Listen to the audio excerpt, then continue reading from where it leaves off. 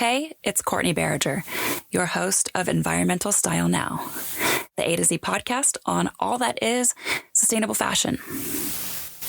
Now, with the events of the last few months, that is the major disruption of day-to-day life for people all over the world caused by the novel coronavirus, we have shifted our focus to address the changes happening in the fashion industry as we enter unknown territory.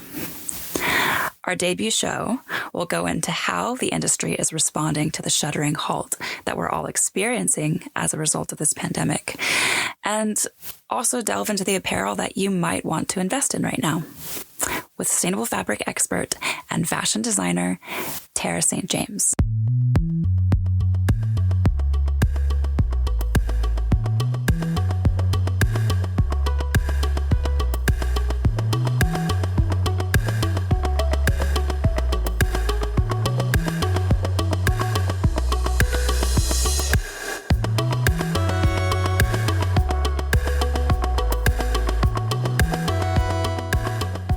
Today, we're with our very first guest, Tara St. James, who launched Study New York, an apparel brand produced in New York City's garment district using ethical fabrics and sustainable production methods.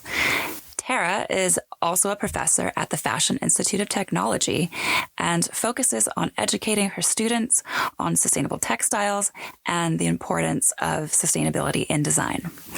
She's also received several awards for her eco-ethical designs, and she's now a consultant for brands looking to clean up their production line with her consulting agency, Resource. Let's jump right in. Hey, Tara. Thank you so much for being on our show.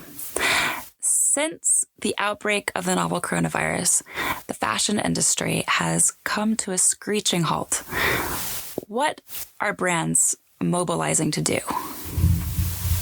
It's been really fascinating because one of the things that we've realized that has become so prevalent is that these workers that are usually not very well recognized, workers that work in grocery stores or postal workers or bus drivers, are now key essential workers in the workforce, and that includes sewers and manufacturing workers, and they're usually very hidden behind the scenes. And right now they have a skill set that is very needed because of the lack of safety masks. So a lot of designers have offered their sewing services or their sample room services, extra materials to make at-home masks with their workers who are working from home, and that's been really interesting.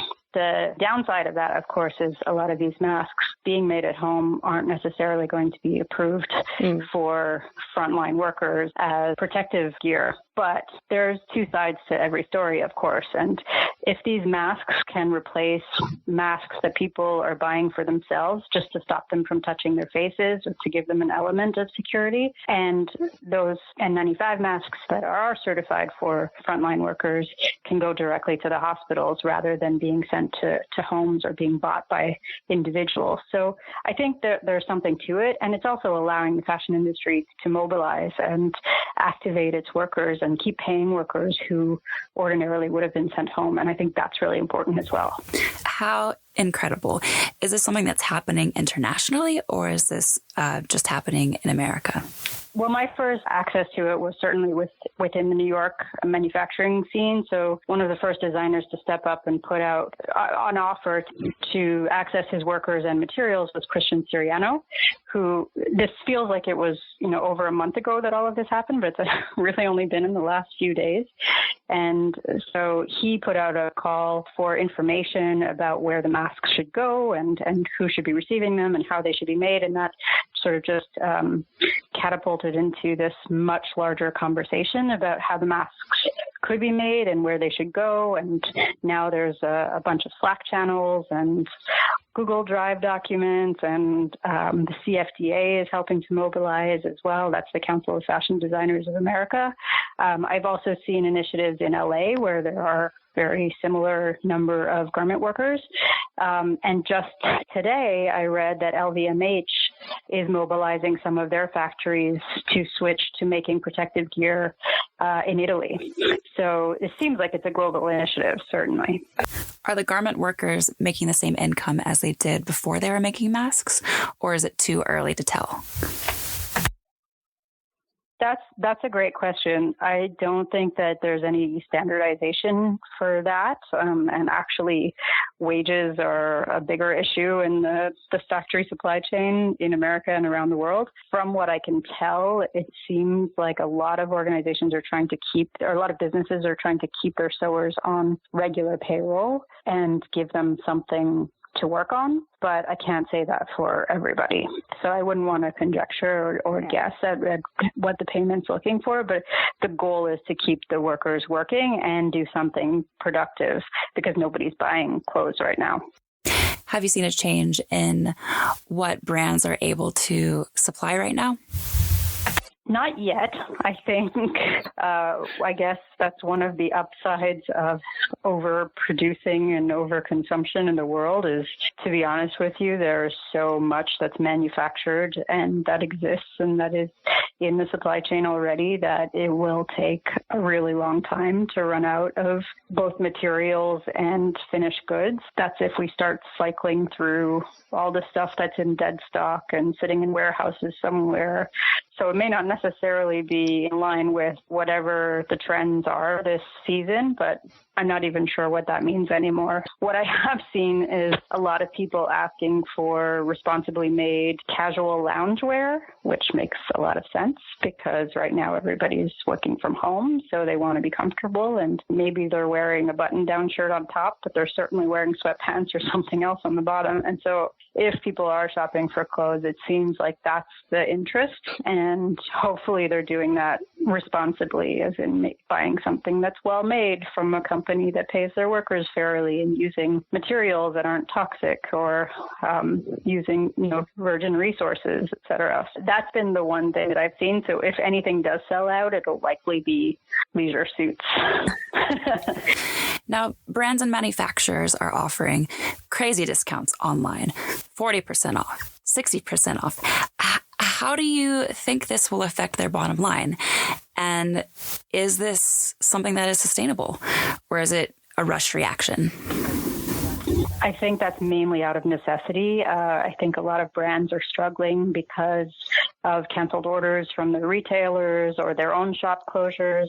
And so they're now having to divert those sales to other forms, and online is really the only option that we have right now. It depends on the brand structure and what their business model is. So if they usually sell wholesale, then they would potentially have that margin factored in, and they could still sell direct to consumer online with a discount and not be too affected by it. However, if they're only really structured for direct to consumer business and selling only online, they wouldn't have that margin factored in to factor in a 20 to 60% discount. So that might be a struggle, but at the same time, it's better than selling nothing at all. Right. And then, of course, there's accounting for skipped seasons. If we don't really know when the virus will taper off, how do you imagine the industry will kick back into gear when it's all over? It's interesting because I'm really conflicted by this one thought. Being a designer, I rely on selling product to people, but being an expert in sustainability, I want the world to slow down and stop consuming as much as they have been.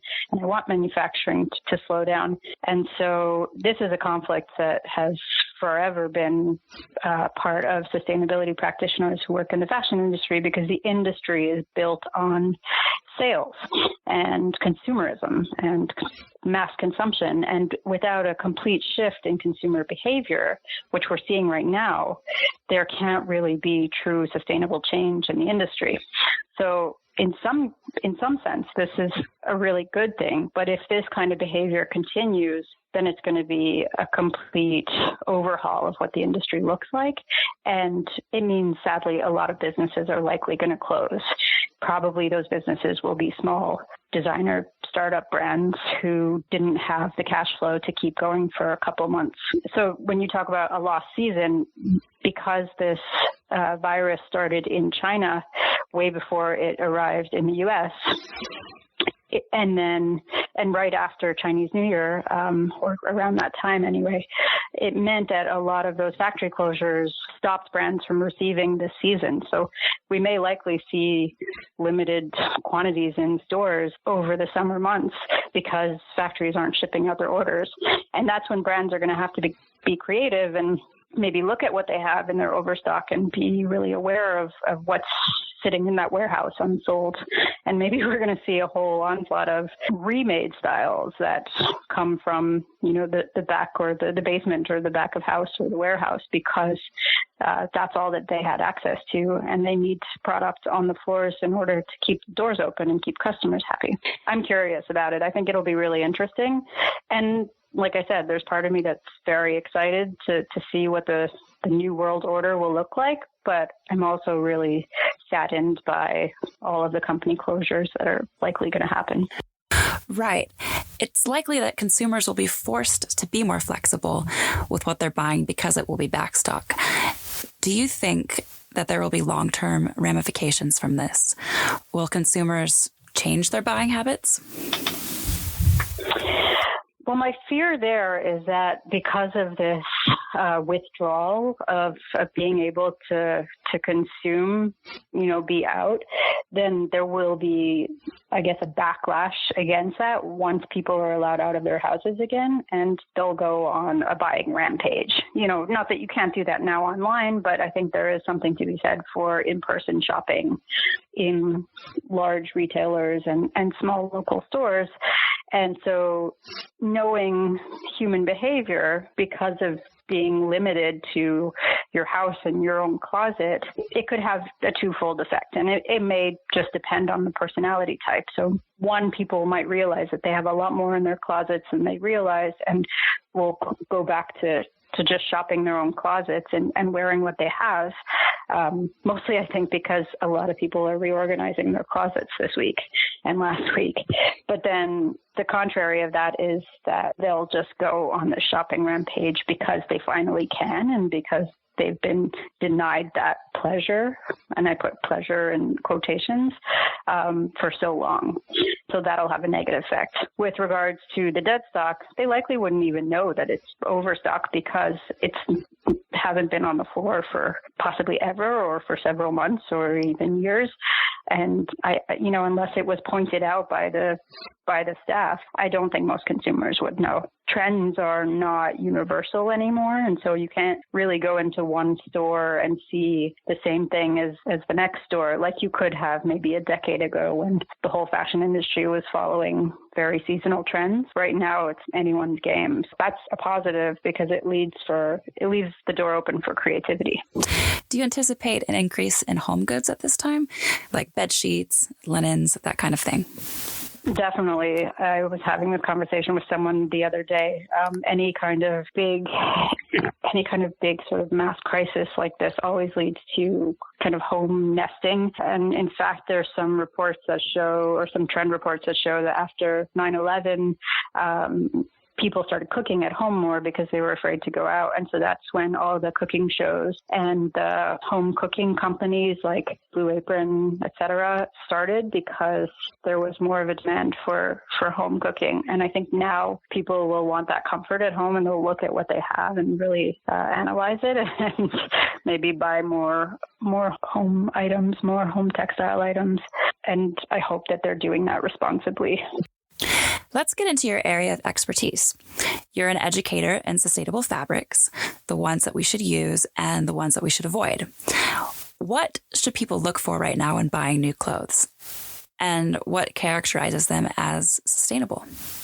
Right. So that's a super broad question. And it, when I talk to designers about that, it really has to do with their ethos and what strategies they feel are really important to them. So, you have some brands who are looking at reducing ocean plastic waste, and therefore they'll be using recycled plastics in their products or recycled polyester.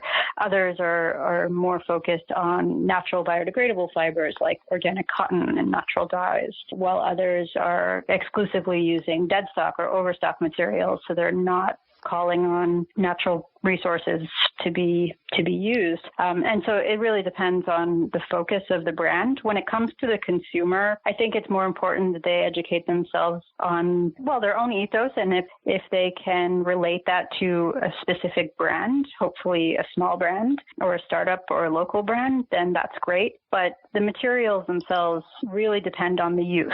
And so if you're going to wear something over and over and wash it regularly, it should be made of really durable material. And that could be two. My recommendations there would be hemp, because I think it's a great fiber that will soon be produced in the USA, although right now is very small. I also tend to like organic cotton as an option. So if you're going to buy anything made of cotton, it should be certified organic or recycled, or there's BCI cotton, which is the Better Cotton Initiative. Those are great options.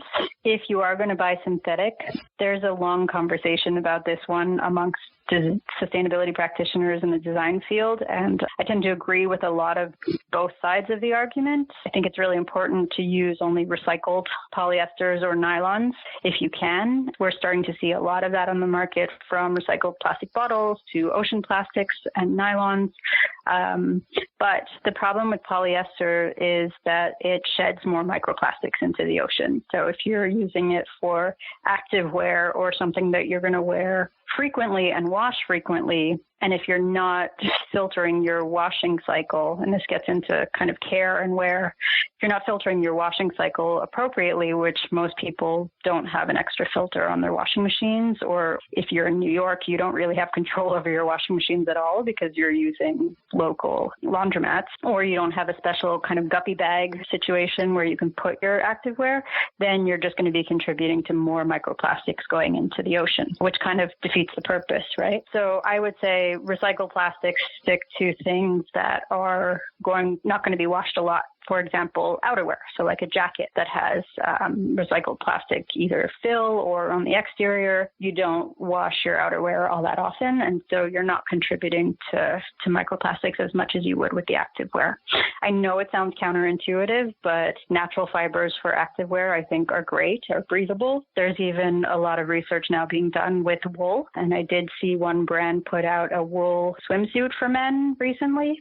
And I know the visual connotation of that is probably going back to the 1920s with those striped swimsuits that were probably really heavy in the water and uncomfortable. But technology has changed a lot since then. And I think that that's a really interesting alternative to what we see as plastic-based or polyester-based swimsuits. As far as polyesters go, if we were to stop buying them on a massive scale, what would happen to all of the rolls of fabric?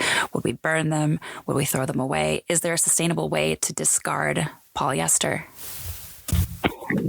Yeah, that's an excellent question.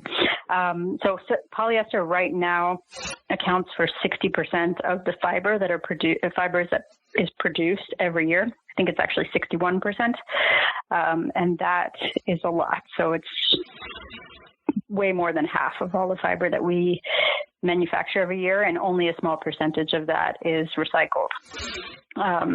That's not just necessarily for fashion. It's also for home textiles as well as carpeting and car lining and things like that. And a lot of that is already produced and just in storage. And so brands that are working with dead stock or overstock are potentially using that as well. Sometimes they know what the fiber content is. Sometimes they don't because it's not marked, but they're still saving materials from ultimate landfill. If the entire world collectively stopped consuming polyester between today and tomorrow, that would cause a major problem.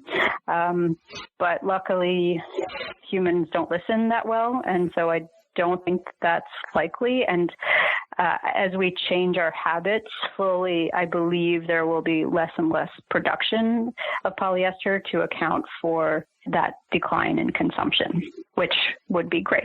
And we could potentially recycle, if there is an increase in production, we could recycle more polyester into itself, or recycle the plastic bottles into polyester if there's a need for it, rather than using virgin fossil fuels, which we are very reliant on at the moment.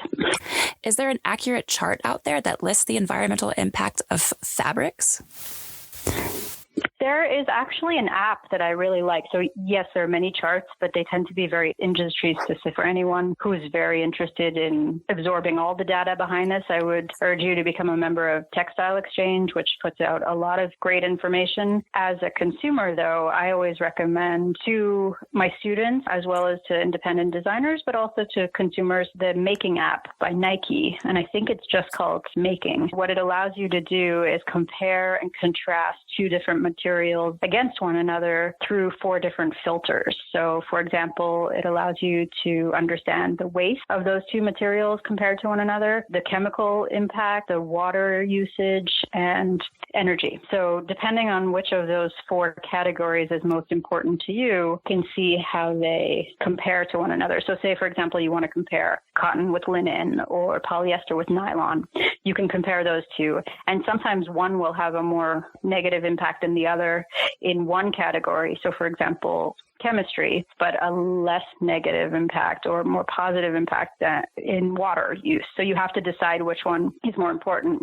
And ultimately, I think that's the whole premise of sustainability that has been so hard for the fashion industry, is there's not one path or one road or one solution. If there was, it would be much easier to adopt. And in fact, it's just always weighing the pros and cons of every decision that you make along the line and what that decision is going to lead to. And then choosing for yourself as an individual or as a brand, as a designer or as a consumer, what is most meaningful. And so if you want to reduce the water use in the materials that you choose, organic cotton might not be the best choice because it's a thirsty crop and in some cases uses a lot of water, not always. So I don't want to get yelled at by organic cotton producers because that's not always the case. But if you're comparing organic cotton to hemp, for example, hemp doesn't require irrigation like organic cotton would. So hemp might be the choice for you. Same with the synthetic materials. They can be less intensive with water, but not energy. And actually, I like the Making app a lot because it was developed based on the Sustainable Apparel Coalition's Higg Index, which is a very complex system that needs a lot of training to understand. This has kind of diluted that information down to an easy access app that anyone can look at and understand. And so I use it as a starting point with my students to help them understand how to make those choices. There is not one standard out there for everyone who wants to be sustainable. But if you could choose one standard for yourself, what would be at the top and what would make it to the bottom? Yeah, excellent. So as a brand, I've already made those choices because I get to play around with all of these strategies and then put them into practice with my company. And the top 3 there are zero waste. And part of that is because I don't believe that textile waste should go to landfill, but also because I'm a bit of a nerdy mathematician pattern maker, and I like the challenge of sending no waste to trash when I make my patterns because it's a bit of a mathematical challenge. To local production. So if you can manufacture something locally. In the United States, we do still have manufacturing all across the country. Some skills are different than others, of course. So the things you can get done in LA are very different from things you can get done in New York versus the Carolinas and Tennessee. But I think the more local you can get, the better. And then the last is natural or recycled fibers. And I tend to avoid synthetics altogether. But I'm also not an activewear or swimwear brand. And so I could understand why those brands would want to use synthetic materials for durability and longevity and functionality. So those are my top 3. I don't know if I've put anything at the bottom of the list, but I think it would be very rare for me to use a synthetic material at all. But that's both an aesthetic choice as well as one made from sustainability information. I also think that there's very different solutions for different brands that could be put into practice. So I know a lot of brands who are using dead stock materials, and I think that's great because it's not requiring any new materials to be made, and it's saving that textile from landfill. So sadly, one of the stats that I recently came upon. So the industry tends to say that the average of waste that goes to landfill from manufacturing is about 15%. But in fact, that's only really the amount of waste that gets cut from most industrial patterns. It's not really related to the fabric that is left over on the roll, or the fabric that was canceled by the mill, or the color that came out a little bit wrong. And so the actual stat for how much is sent to landfill or is overproduced every year is closer to 50%, which is really high. And because I have such a strong love for textiles and a background in textiles, and it's really my main focus of my career right now is educating on textiles and sustainability in the fashion space, then that breaks my heart. Just knowing that there's that much fabric that's left over, and that could potentially either just be sitting in a warehouse somewhere and not being used when it should be a creative solution for someone. You've told us a little bit about the philosophy of your brand. Tell us how your brand Study New York came to be. So the brand is 10 years old now. I started it after working in the industry for, I believe, a little bit over 10 years prior to that. My background is in menswear, so I actually studied men's tailoring in school and then worked in the men's denim industry for quite a long time before transitioning to women's wear. And at the time, there was no conversation. So I graduated college in, I think, 1997. There was no conversation about sustainability. The industry was very different. But I managed to understand what manufacturing in the Far East looked like. All the brands that I had worked with were producing in either India or China, Taiwan, Korea, Brazil, pretty much everywhere but here. And that gave me a very different insight into large-scale manufacturing, but also how things are done differently elsewhere. And it was just sort of taken for granted that that's how manufacturing was. That's what design looked like.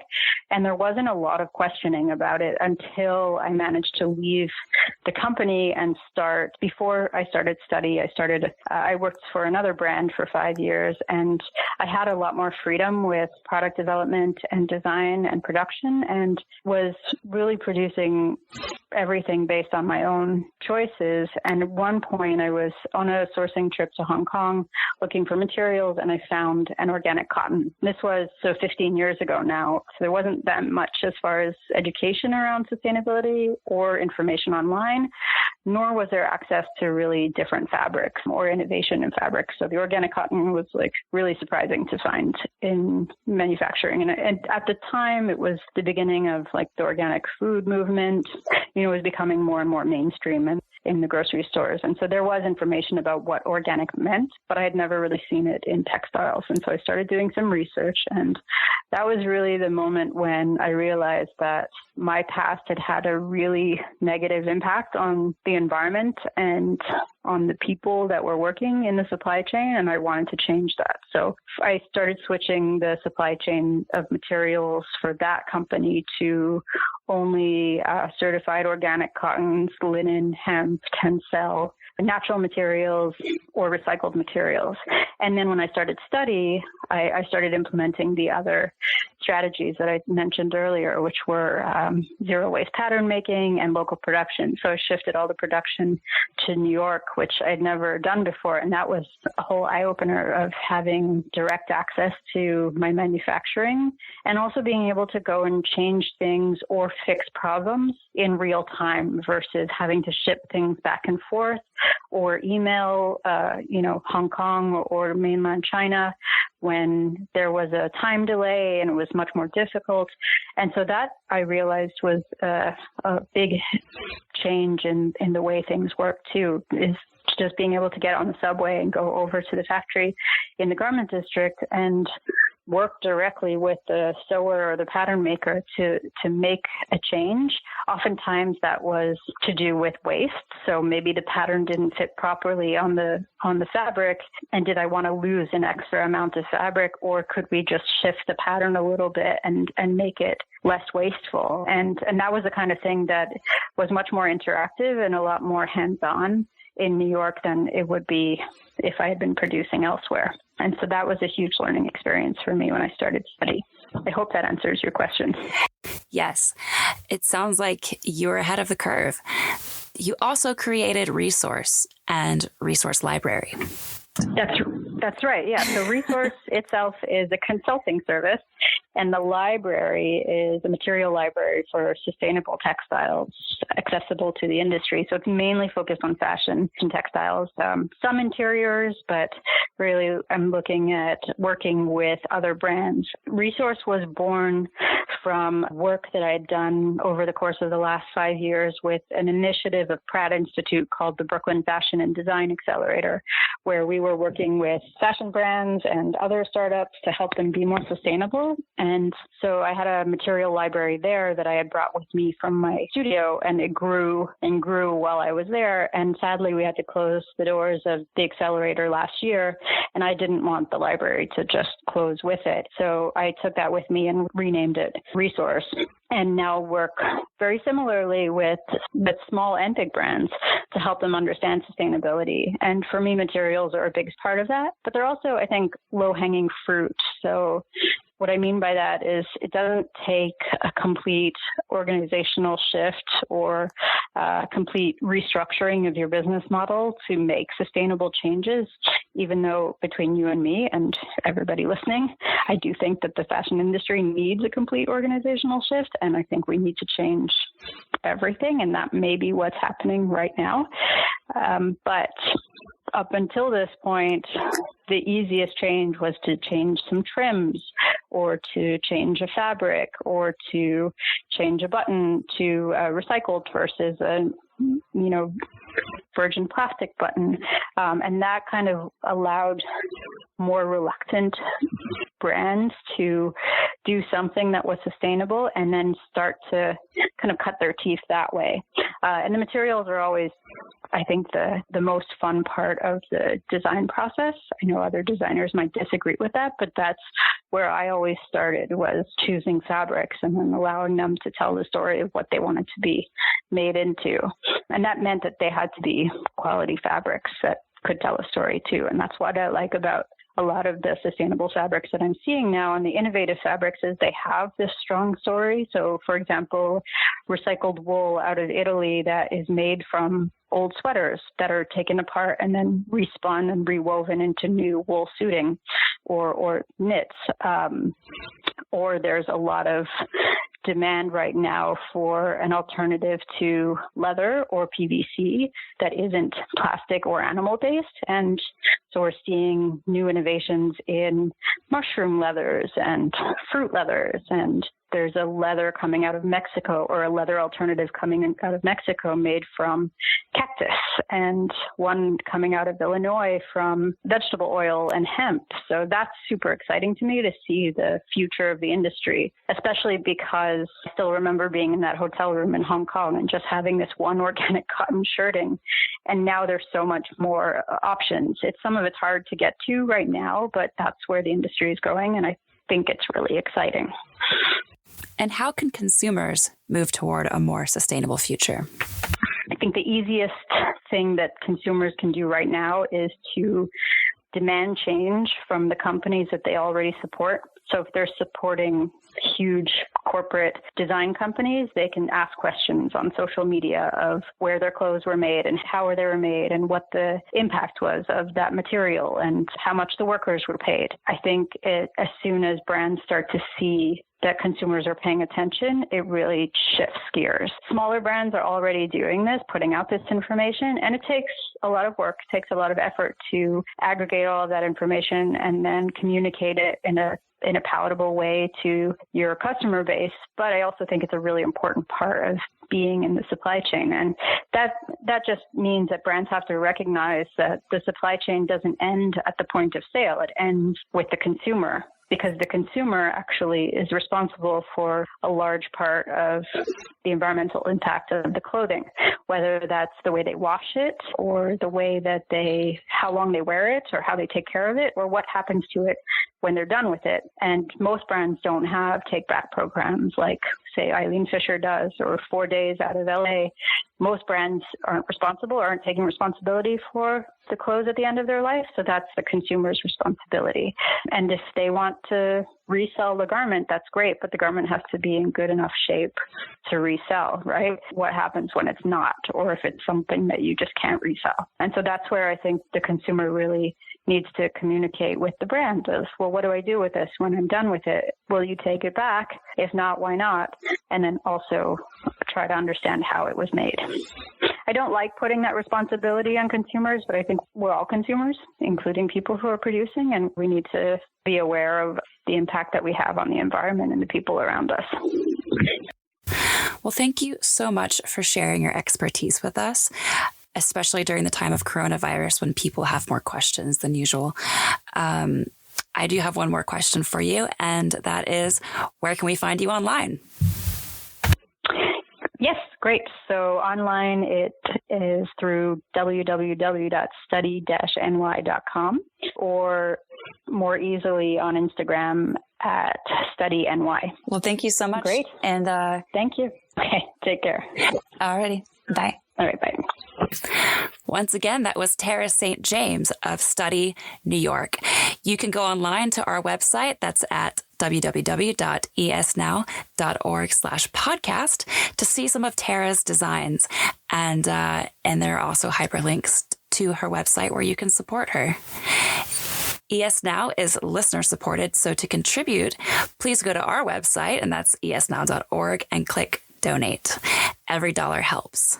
Also, if you are new to the show, which is very likely because this is indeed our very first show, click subscribe. It really does help us get sponsors. Thank you so much for listening. And that's a wrap.